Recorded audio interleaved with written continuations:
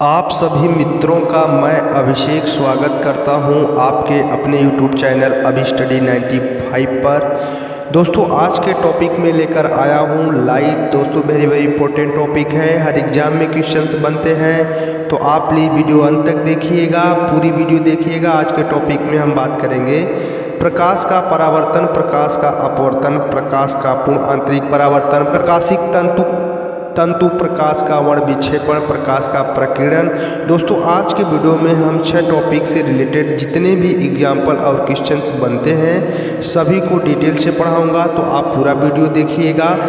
हर एक एग्जाम में क्वेश्चंस पूछे जाते हैं, तो आप पूरा वीडियो देखिएगा। तो आइए वीडियो स्टार्ट करते हैं। दोस्तों पहले देखेंगे प्रकाश। प्रकाश क्या होता है? हमारी दृष्टि की अनुभूति जिस बाह्य भौतिक कारण के द्वारा होती है उसे हम प्रकाश कहते हैं। जैसा इमेज में आपको दिख रहा है, जब किसी वस्तु पर प्रकाश पड़ता है तो वह उस वस्तु से प्रकाश टकराकर देखने वाले की आंख पर पड़ता है, जिसे व्यक्ति उस वस्तु को देख पाता है।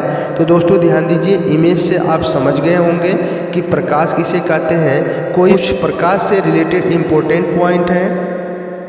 देखिए पहला है, निर्वात में प्रकाश की चाल 3 × 10⁸ मीटर प्रति सेकेंड होती है, तो इसे ध्यान दीजिएगा। नेक्स्ट है, प्रकाश को सूर्य से पृथ्वी तक आने में 8 मिनट 19 सेकेंड का समय लगता है। नेक्स्ट है प्रकाश का परावर्तन, रिफ्लेक्शन ऑफ ए लाइट। दोस्तों प्रकाश का परावर्तन क्या होता है?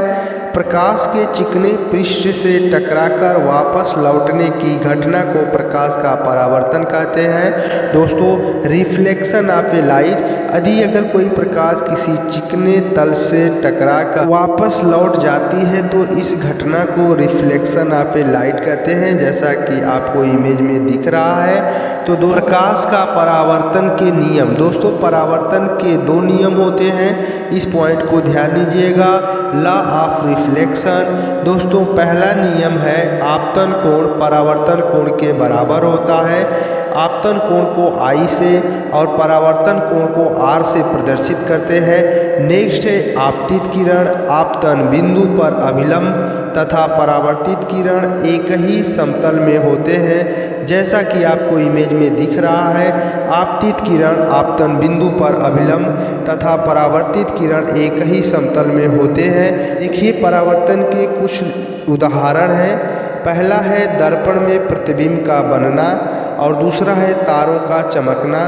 तो दोस्तों ध्यान दीजिएगा, परावर्तन से रिलेटेड 2 उदाहरण थे। नेक्स्ट है प्रकाश का अपवर्तन, रिफ्रैक्शन ऑफ ए लाइट। दोस्तों प्रकाश का अपवर्तन, रिफ्रैक्शन ऑफ ए लाइट, दोस्तों क्या होता है? जब प्रकाश किरणें एक पारदर्शी माध्यम से दूसरी पारदर्शी माध्यम में प्रवेश करती हैं तो दोनों माध्यम को अलग करने वाले तल पर अभिलंब आपतित होने पर वे अपनी मूल दिशा से विचलित हो जाती हैं। इस घटना को प्रकाश का अपवर्तन कहते हैं। तो छोटी सी डिफिनीशन थी, आप इसे ध्यान दीजिएगा। देखिएगा इससे कुछ पॉइंट हैं। पहला है, जब प्रकाश की कोई किरण विरल माध्यम से सघन माध्यम में, दोस्तों हवा से कांच में, हवा विरल माध्यम है और कांच सघन माध्यम में प्रवेश करती है तो दोनों माध्यमों के पृष्ठ पर खींचे गए अभिलंब की ओर झुक जाती है। तो दोस्तों ध्यान दीजिएगा, यदि अगर कोई प्रकाश की किरण वायु से कांच में प्रवेश करती है तो वह अभिलंब की ओर झुक जाती है।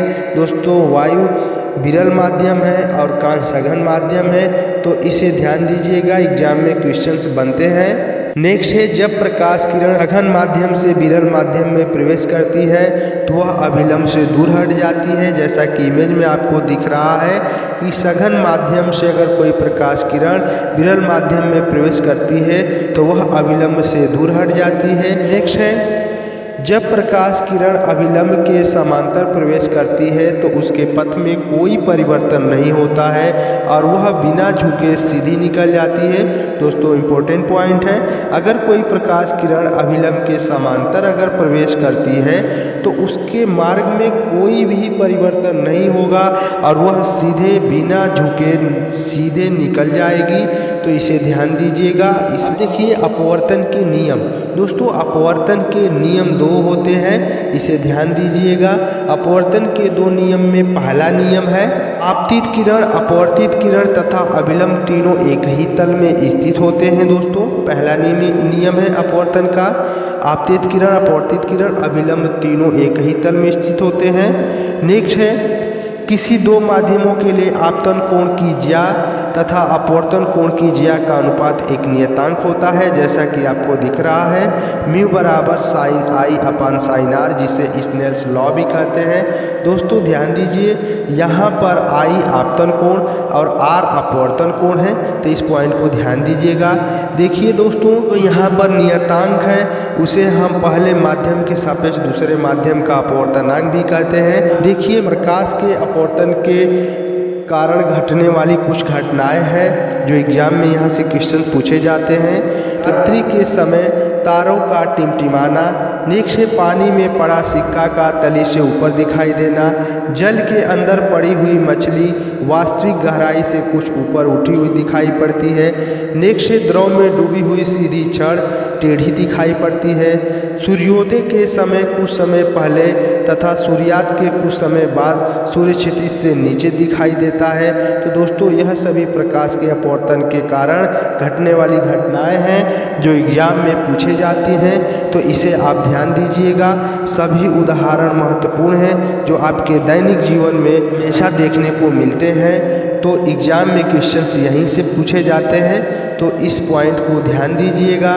रात्रि के समय तारों का टिमटिमाना, पानी में पड़ा सिक्का का तली से ऊपर दिखाई देना, जल के अंदर पड़ी मछली का वास्तविक गहराई से कुछ ऊपर उठी हुई दिखाई पड़ना, द्रव में डूबी हुई सीधी छड़ टेढ़ी दिखाई पड़ती है, सूर्योदय के कुछ समय पहले और सूर्यास्त के कुछ समय बाद सूर्य क्षितिज के नीचे होने पर भी हमें दिखाई देता है। सभी उदाहरण इम्पोर्टेंट है, तो आप इसे ध्यान दीजिएगा।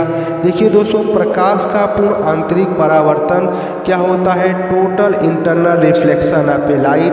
तो देखिए यह क्या होता है, जब प्रकाश सघन से विरल माध्यम में प्रवेश करती है तो वह अभिलंब से दूर विचलित होती है।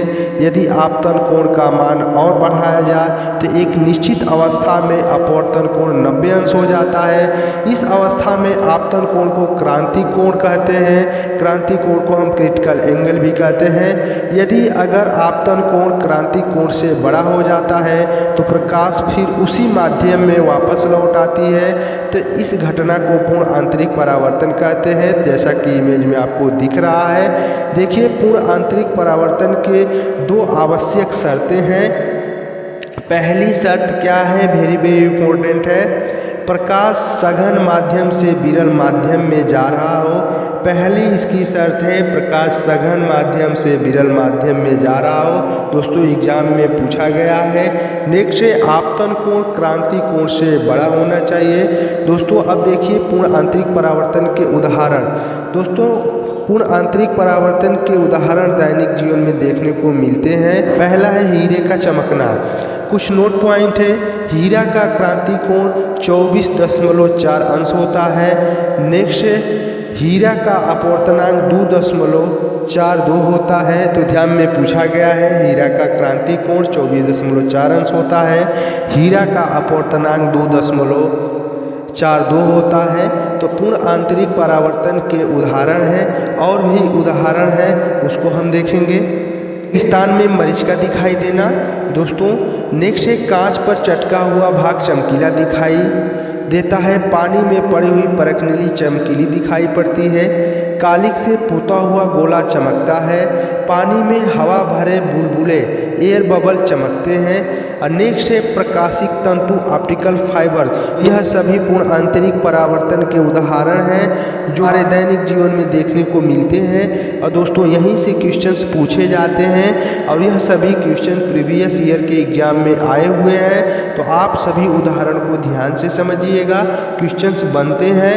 दोस्तों ऑप्टिकल्स फाइबर्स क्या होता है, इससे रिलेटेड हम कुछ इंपॉर्टेंट पॉइंट देखेंगे, और ऑप्टिकल्स फाइबर का उपयोग क्या है इसके बारे में देखेंगे। तो ऑप्टिकल्स फाइबर प्रकाशिक तंतु के कुछ उपयोग हैं। देखिए कुछ उपयोग में पहला है मनुष्य के शरीर के आंतरिक भागों के परीक्षण में ऑप्टिकल्स फाइबर का उपयोग करते हैं। नेक्स्ट है प्रकाश संकेतों के दूरसंचार में। नेक्स्ट है शरीर के अंदर लेजर किरणों को भेजने में। नेक्स्ट है विद्युत संकेतों को प्रकाश संकेत में बदलकर प्रेषित करने तथा अभिग्रहण करने में हम ऑप्टिकल्स फाइबर का उपयोग करते हैं। तो नेक्स्ट देखिए, प्रकाश का वर्ण विक्षेपण, डिस्पर्सन ऑफ ए लाइट। दोस्तों, डिस्पर्जन ऑफ ए लाइट, प्रकाश का वर्ण विक्षेपण। सूर्य का प्रकाश जब प्रिज्म से होकर गुजरता है तो अपवर्तन के बाद अलग अलग रंगों के प्रकाश में बंट जाता है। इस प्रकार प्राप्त रंगों के समूह को वर्णक्रम तथा इस क्रिया को वर्ण विक्षेपण कहते हैं, जैसा कि इमेज में आपको दिख रहा है। दोस्तों, इसका सबसे अच्छा उदाहरण है इंद्रधनुष का बनना, जो परावर्तन, पूर्णांतरिक परावर्तन, अपवर्तन द्वारा वर्ण विक्षेपण का सबसे अच्छा उदाहरण है। तो इसे ध्यान दीजिएगा।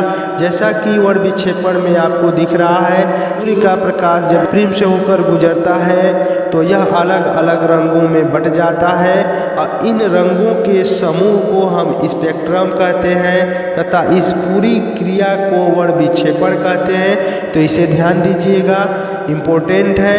इन रंगों को याद करने के लिए हम आपको टिप बताऊंगा, टिप के माध्यम से आप उसे याद कर सकते हैं। देखिए, इससे कुछ महत्वपूर्ण पॉइंट है। पहला है, बैंगनी रंग का विक्षेपण सबसे अधिक होता है। जैसा कि इमेज में आपको दिख रहा है कि पर्दे पर बैंगनी रंग सबसे नीचे है, इसलिए इसका विक्षेपण सबसे अधिक होता है। नेक्स्ट है, लाल रंग का विक्षेपण सबसे कम होता है। पर्दे पर देखिए इमेज में लाल रंग सबसे ऊपर है, इसलिए इसका विक्षेपण सबसे कम होता है। देखिए, आधार से ऊपर की ओर रंगों का क्रम इस प्रकार है: बैंगनी, जामुनी, नीला, हरा, पीला, नारंगी, लाल। दोस्तों, अब इसे हम ट्रिक के माध्यम से याद कराऊंगा। देखिए, ट्रिक है बैजनी ह पिनाला। दोस्तों, बैजनी ह पिनाला से आप आसानी से याद कर सकते हैं बैंगनी, जामुनी, नीला, हरा, पीला, नारंगी, लाल। दोस्तों, आप इसे आप इंग्लिश में भी याद कर सकते हैं। ट्रिक है बी बेजोड़। दोस्तों, बी बेजोड़ से याद कर सकते हैं। भी से वायलेट, आई से इंडिगो, बी से ब्लू, जी से ग्रीन और वाई से दोस्तों येलो और ओ से ऑरेंज और आर से रेड। तो बहुत ही आसान तरीके से आपको याद हो गया होगा। ट्रिक फनी है, इसे लिख लीजिए, आपको याद हो जाएगा। नेक्स्ट है प्रकाश का प्रकीर्णन। दोस्तों, स्कैटरिंग ऑफ ए लाइट। तो स्कैटरिंग ऑफ ए लाइट देखिए, तो माध्यम में धूल तथा अन्य पदार्थों के सूक्ष्म कण होते हैं, तो उस माध्यम से गुजरने पर प्रकाश विभिन्न दिशाओं में प्रसारित हो जाता है। इस घटना को प्रकाश का प्रकीर्णन कहते हैं। ध्यान रखिएगा, लाल रंग का तरंगदैर्घ्य सबसे अधिक होता है, इसलिए प्रकीर्णन सबसे कम होता है। दोस्तों, पहला पॉइंट है प्रकीर्णन से रिलेटेड, इंपॉर्टेंट है। लाल रंग का तरंगदैर्घ्य अधिक होता है तो उसका प्रकीर्णन कम होता है। नेक्स्ट है, बैंगनी रंग का तरंगदैर्घ्य सबसे कम होता है तो प्रकीर्णन सबसे अधिक होता है। तो इन दोनों पॉइंट को ध्यान दीजिएगा। आप इस पॉइंट को नोट कर लीजिए, बहुत आसान तरीके से आप इसे याद कर सकते हैं। लाल बराबर तरंगदैर्घ्य अधिक बराबर प्रकीर्णन कम। दोस्तों, इंपॉर्टेंट है, शॉर्ट फॉर्म में आप इसे याद कर सकते हैं। नीले रंग का तरंगदैर्घ्य सबसे कम होता है तथा प्रकीर्णन सबसे अधिक होता है, इसे आप ट्रिक से याद कर सकते हैं। हरा बराबर तरंगदैर्घ्य कम और बराबर प्रकीर्णन अधिक, तो इसे आप बहुत आसानी तरीके से याद कर सकते हैं। नेक्स्ट है प्रकाश के प्रकीर्णन के उदाहरण, जो बहुत इंपॉर्टेंट है। पहला उदाहरण है समुद्र का नीला दिखाई देना। नेक्स्ट है आसमान, आकाश का नीला दिखाई देना। सूर्योदय एवं सूर्यास्त के समय आकाश का लाल दिखाई देना। नेक्स्ट है हरित गृह, ग्रीन हाउस का गर्म होना। यह अगर मेरी वीडियो अच्छी लगी हो तो आप वीडियो को लाइक, शेयर और यदि आप मेरे चैनल पे नए हो तो चैनल को सब्सक्राइब, साथ में बेल आइकन दबाना न भूलें ताकि इसी तरह की अपडेटेड और ट्रिकी वीडियो सबसे पहले आपके पास पहुंचे। तो दोस्तों, हम मिलते हैं जल्द ही अगले वीडियो में, तब तक के लिए जय हिंद, जय भारत। दोस्तों।